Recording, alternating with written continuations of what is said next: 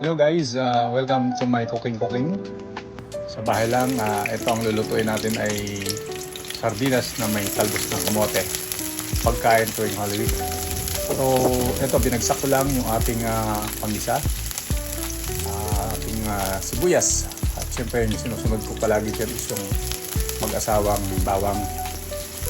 So sa pagkakataong ito, medyo halo-haloin na natin ng konti para medyo maging mabango. Ayan. So habang naghahalo-halo, nag-iisip pa ako ng susunod kong i-video kasi kukunti lang nanonood.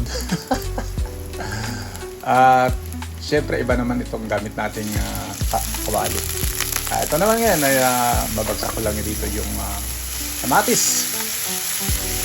Usually kasi ito talaga yung mga ginagamit panggisa. No? Kaya maraming salamat sa mga sumusubaybay ng aking lutong bahay. Ito ay namana ko lang sa aking mga tiyain. So pagkakataon nito ay binagsak ko na ang aking favorite Milla sardines, baka naman. At ginagawa ko po dito, sinasama ko na pati yung yung kanyang sarsa. Huwag na natin masyadong durugin yung sardinas. So ginagawa ko dyan na ganyan-ganyan lang, dandan lang. At mag-isa lang siya na maayos, no? Dahil medyo may kalangsahan ng konti ang sardinas. So dapat gisang-gisa siya. Yun. Sa pag-gisa naman, tamang-tama lang yung apoy. At huwag masyadong durugin ang sardinas. Ulit-ulit. Ayun.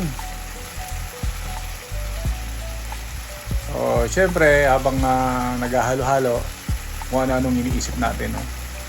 Kaya, ngayong linggo ng pagninilay.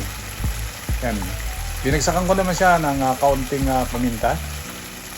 At natural, pag may kaunting paminta, may panglasa tayong o konting magic sarap din.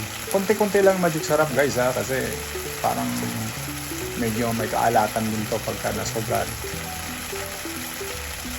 So, yan. At syempre, para maging maayos, normal yun na traditional Filipino, ginagamit natin pang sabaw.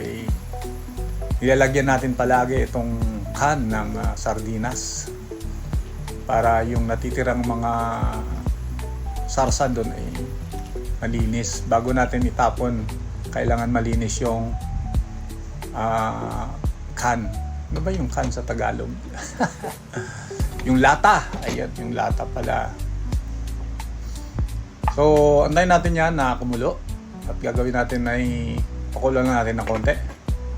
At syempre, tatakpan na ito para mabilis kumulo. Yun. In a few minutes, ayan na. Siguro mga lang to. 2 minutes lang itong kumulo na agad.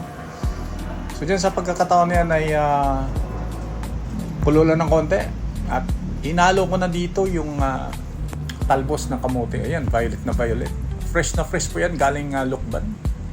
So sa mga taga Lukbanin dyan, shout out sa inyo. Ang sarap ng inyong talbos ng kamote dyan. Alright.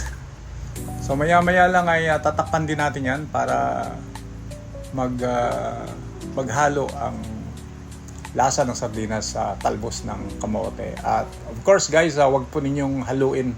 Hayaan mo lang siyang mag-moist dyan sa loob sa pamamagitan ng sariwang talbos ng kamote. Ayan. O, binabalan-balansi pa. Alright. Yan, maya-maya lang ay luto na yan. So, ito na guys. Luto na nga.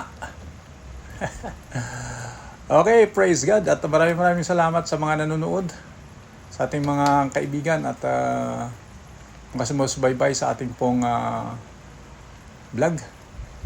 Mag-ano naman kayo dyan, konting star naman kayo, kunyari. Sa mga followers ko dyan, no? Maraming salamat sa inyo lahat. Naway sa linggo ng Semana Santa ay patuloy dito tayo magsisimula, no? Ma-realize natin ang ating buhay na ito pala lahat ay biyaya galing sa ating Panginoong Ama sa pamamagitan ng kamatayan ng kanyang bugtong na anak na si Jesus. Kaya let's receive Him as our personal Lord and Savior. God bless everyone.